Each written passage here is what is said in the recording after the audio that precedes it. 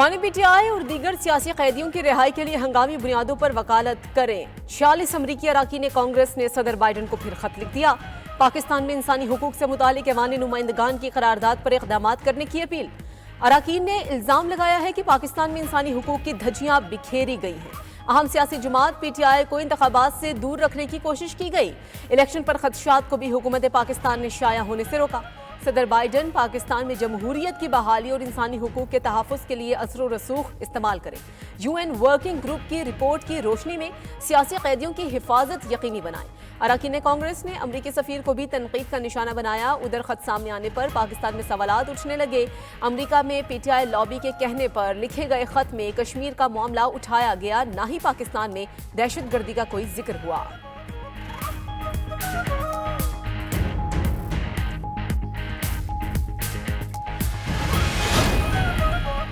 बानी पीटीआई के खिलाफ फौजी अदालत में मुकदमा चलाने के इशारे नहीं मिले। मामले पर हमारी नजर है।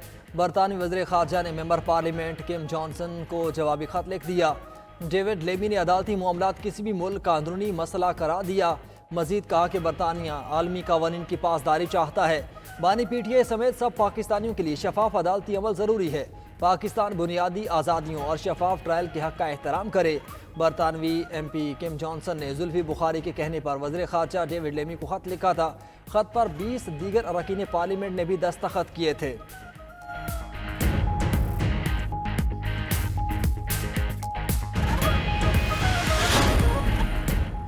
पीपल्स पार्टी ने अमरीकी कांग्रेस अरकान के खत को हकीकी आज़ादी बयानी के ताबूत में एक और कील करार दे दिया। रहनुमा पीपल्स पार्टी शरी रहमान ने रद्दअमल दिया कि पीटीआई अपने बानी की रिहाई के लिए मुसलसल गैर मुल्की मुदाखलत को दावा दे रही है। नया खत भी पाकिस्तान के दाखिली मामलात में वाज़ेह मुदाखलत और अदलिया की खुद मुख्तारी को चैलेंज करता है। शर्जील मेमन बोले, खत किसने लिखवाया और मकसद क्या है सबको पता है। अमेरिका में करोड़ों रुपए खर्च करके लॉबिस्ट को हायर किया गया। इनका एजेंडा ही पाकिस्तान को नुकसान पहुंचाना है।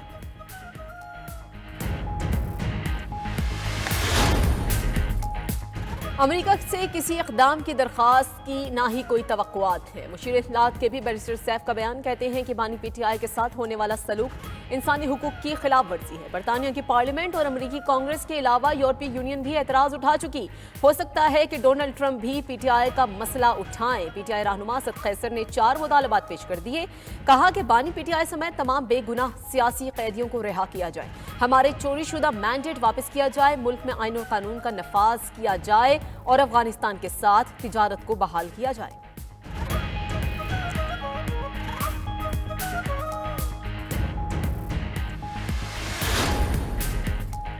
सदर मुस्लिम लीग नून नवाज शरीफ ने पीटीआई की एहतजाज की कॉल मुल्क को डिरेल करने की कोशिश करार दे दी। लंदन से पाकिस्तान रवानगी से पहले बोले, इन लोगों ने पाकिस्तान की साख को नुकसान पहुंचाने के अलावा कुछ नहीं किया, ये कभी कामयाब नहीं होंगे। वज़ीर आला पंजाब मरियम नवाज बोले कि पीटीआई का काम ही एहतजाज करना है, गलत काम करेंगे तो गिरफ्तारी होगी।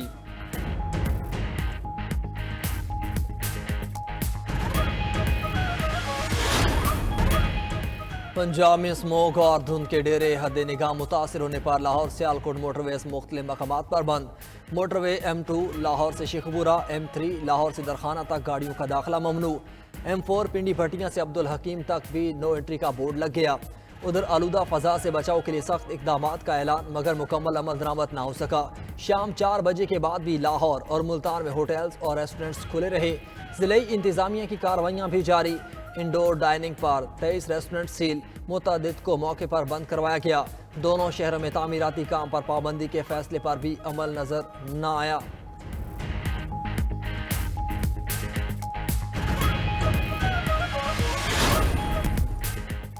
पीटीआई ने VPN की रजिस्ट्रेशन आसान कर दी। इदारों, call centres, bank, software houses, सिफारत खाने और फ्रीलांसर्स ऑनलाइन मुफ्त रजिस्ट्रेशन करा सकेंगे।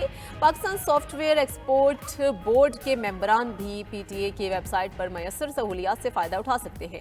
हुकाम के मुताबिक फ्रीलांसर्स को मनसूबे से वापसगी के सबूत फराहम करना होंगे। दरख्वास्त आने के 8 से 10 घंटे के अंदर मंजूरी का अमल मुकम्मल हो जाएगा।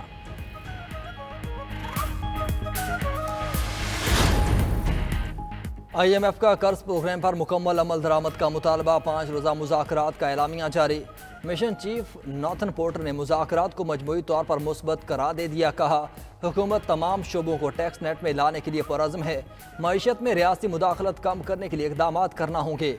उधर वज़ीर ख़जाना मोहम्मद औरंगज़ेब का मिनी बजट ना लाने का ऐलान। कहते हैं पाकिस्तान ने प्राइमरी सरप्लस का हदफ कामयाबी से पूरा किया। NFC पर नजरसानी की ज़रूरत नहीं। 12,970 अरब रुपए की टैक्स वसूली का हदफ पूरा किया जाएगा। महकमों में राइट साइजिंग जारी रहेगा। जेन को डिस्कोस और एयरपोर्ट निजी शोबे को देंगे।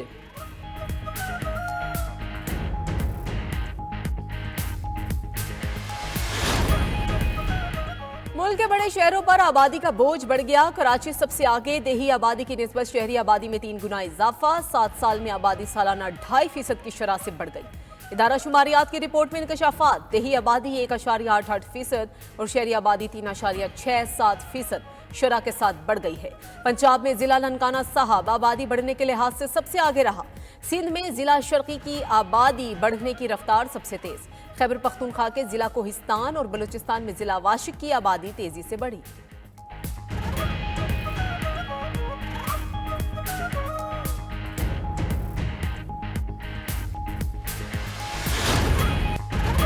अवाम पर बिजलियां गिराने वाले खुद मुफ्तखोरी के मजे लूटने लगे। बिजली की तकसीमकार कंपनीज के 2 लाख मुलाजमीन को सालाना अरबों रुपए की मुफ्त बिजली मुयसर। 9 न्यूज़ का प्रोग्राम खबर क्या है नवाज शाद की दास्तान सामने ले आया। फंड्स की किल्लत के बायस ज़बू हाली का शिकार शोबा तालीम के मसाइल भी सामने आ गए। कराची में करप्ट अफसरान और लैंड माफिया की मिली भगत भी बेनकाब कर दी गई।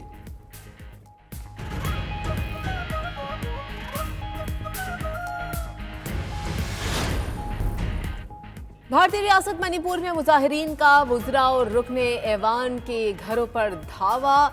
जेरीबाम जिला में 3 अफराद के कत्ल पर इंसाफ का मुतालबा कर दिया गया। मुजाहिरीन का कहना था कि मुलजिमान को 24 घंटे में गिरफ्तार किया जाए। मुजाहिरीन से बेबस हुकूमत ने 7 अजला में इंटरनेट और मोबाइल सर्विसेज मुअत्तल कर दी।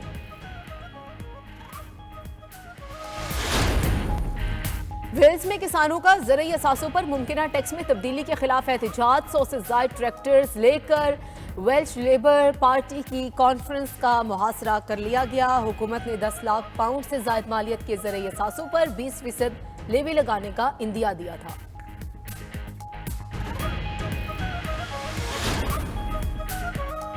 साबिक test cricketer Mohammad Yousuf selection committee के बाद कोचिंग टीम से भी अलग हो गए। Mohammad Yousuf national cricket academy में बैटिंग कोच तैनात थे।